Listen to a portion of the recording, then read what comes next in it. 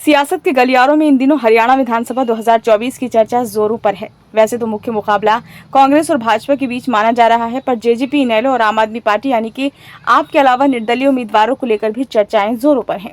ऐसे कयास लगाए जा रहे हैं कि अगर कांग्रेस और भाजपा में से किसी दल को स्पष्ट बहुमत नहीं मिलता है तो उस स्थिति में इन छोटे दलों और निर्दलियों की भूमिका इस चुनाव में महत्वपूर्ण होगी।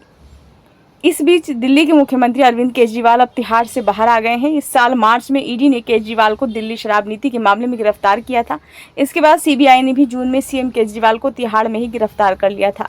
शुक्रवार को सुप्रीम कोर्ट ने केजरीवाल को जमानत दे दी। ऐसे में अब केजरीवाल का हरियाणा विधानसभा चुनाव में कितना असर पड़ेगा?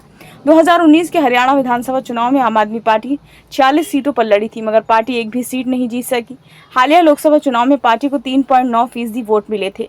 दरअसल विश्लेषकों का कहना है कि आम आदमी पार्टी की हरियाणा में स्ट्रेंथ बहुत ज्यादा नहीं है। ये बात केजरीवाल खुद भी जानते हैं।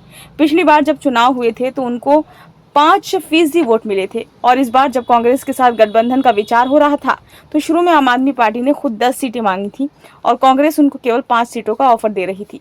पर अचानक आम आदमी पार्टी ने न केवल कांग्रेस के साथ गठबंधन तोड़ दिया और राज्य की सभी 90 सीटों पर अपने उम्मीदवार उतार दिए। सवाल ये उठ रहा है कि ऐसा केजरीवाल ने क्यों किया?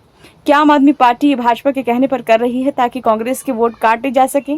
इस बात की भी चर्चा जोरों पर है कि पहले दिन प्रधानमंत्री मुख्य न्यायाधीश DY चंद्रचूड़ के घर गणेश वंदना करने जाते हैं और ठीक उसके अगले दिन केजरीवाल को जमानत मिल जाती है। क्या केजरीवाल और भाजपा नेतृत्व में कोई डील हुई है? वैसे हमारा मानना है कि केजरीवाल की पार्टी के उम्मीदवार दोनों कांग्रेस और भाजपा के वोट काट सकते हैं। हरियाणा में भाजपा का वोट शहरी माना जाता है। आपका भी जनाधार ब्राह्मण और वैश्य समुदाय में है।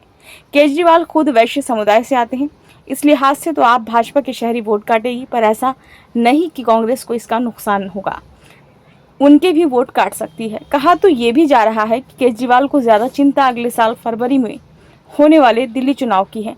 वो कांग्रेस के साथ दिल्ली विधानसभा चुनाव में किसी प्रकार का गठबंधन नहीं करना चाहते। देखना ये होगा कि केजरीवाल और उनके नेता कार्यकर्ता अब हरियाणा में क्या रुख अपनाते हैं। हमें ज्यादा प्रतीक्षा नहीं करनी पड़ेगी, बहुत जल्द ही तस्वीर साफ हो जाएगी।